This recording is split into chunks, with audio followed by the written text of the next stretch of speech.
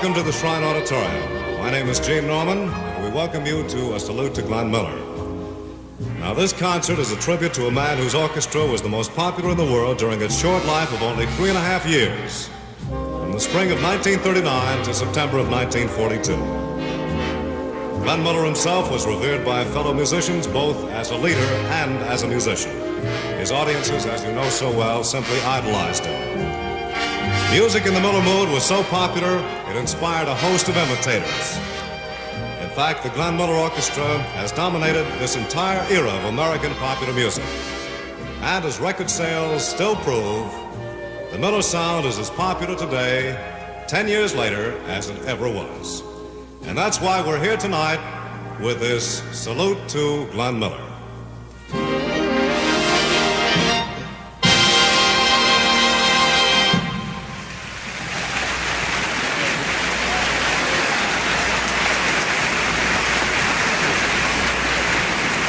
Well, if Glenn Miller himself were here tonight, he undoubtedly would have started the program with a flag waver. That's a bright instrumental to kind of get things underway. So here it is, taken from Verdi's Il Trovatore, recorded in December of 1940. This is the Jerry Gray adaptation of the Anvil Chorus.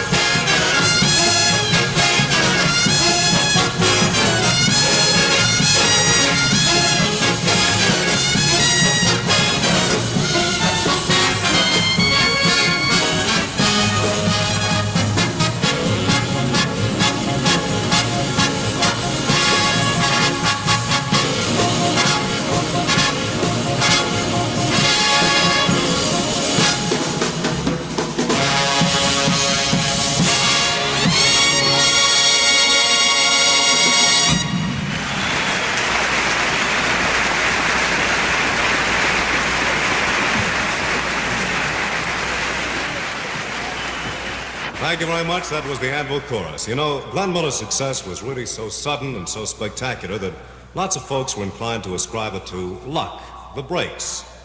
But even Glenn himself knew better. Now, don't think I'm a product of luck or breaks or anything like that, he once said. I've worked very hard ever since I came out of the University of Colorado.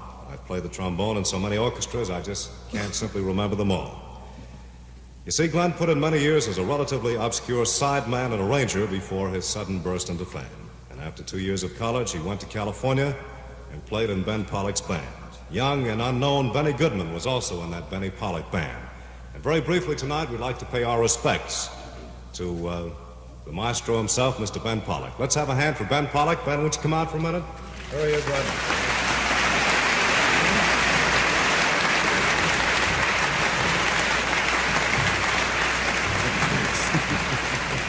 Well, Ben, can you actually remember the very first time you met Glenn Miller? I certainly can. It was about October of 1925. 1925. I was looking for a trombone player. We were going back east, and the fellow I had couldn't go, and I was looking for a trombone player, and they brought a tall, skinny kid to me and says that he arranged, played nice trombone, so we had him sit in the band for a number, and he read the spots, and he played swell, and sang a little jazz to him. He wrote it out in three-part harmony, and that was the arrangement, so we hired him. Well, tell me, Ben, did you have any special feeling about Glenn when you first met him? Well, I didn't really get to know Glenn until we got to Chicago and really sat down and started to dope out things, and Glenn was a perfectionist. Glenn used to rehearse his arrangements, so he'd take one tune and probably rehearse them for 3 hours. In remembering Glenn Miller, and you knew him from the very beginning, is there any special recollection that you have that stays with you? Of course, Glenn was with the band until the latter part of 28, and he left the band in New York City, but he arranged for me for years after that, practically until he started his own band. But I do recollect one thing. I saw Glenn with his own band at the Nicollet Hotel in Minneapolis. I followed him in, and Glenn was standing up in front of this band, leading the band, good old sourpuss style, you know. Didn't have a job to go to, following this job, and we got up in the room. Charlie Spivak happened to be coming through at that time, and 3 of us up in the room. And I says, Glenn, why don't you just give up the band business? This is a tough racket. This is a tough thing. He says, well, I got 10 days of play in Boston. He says, I got 8 days off. I got to pick up a drummer in Detroit. I don't have the money to fly him in or have him take a train. I got to drive to Detroit, pick up the drummer, go to Boston, play 10 days. He says, then I'm going to quit. I says, what do you want it for? You can arrange. He had standing offers to arrange for all the big bands. So I left him out in front of the hotel. He put on these great big fur gloves. It was about 10 below zero, and he got into this truck with all the instruments, and here he is driving to Detroit to pick up a drummer to play 10 days in Boston, and that was it. And in Boston, that's where he met up with Cy Shribben, and went on from there to really do the great big things. And that's the thing I remember most of Glenn, feeling sorry for Glenn. I was wrong again. Thank you, Ben Pollack, for being with us tonight. Thank you, James. Perhaps you remember that in the early 1940s there was a spell of several years when most of the great songs of our musical literature were not heard on the radio because of the ASCAP war. It seems that the ASCAP, as the American Society of Composers, Authors, and Publishers, could not come to terms with the radio industry for the use of the songs that they control. And so the bands had to turn to new songs by comparatively unknown writers, or turn to songs that were so old that they were in the public domain and could not be restricted. As a matter of fact, the broadcasters started their own licensing organization called Broadcast Music Incorporated, which is known as BMI, and BMI is sometimes referred to as a pain in the ass cap. And one of the traditional melodies of the Glenn Miller Band was the tried and true song of the Volga Boatmen. Of course, that song was so old that no one owned it. Now, complete with the exhortations of anguish, here is the original Billy Finnegan arrangement of the song of the Volga Boatmen.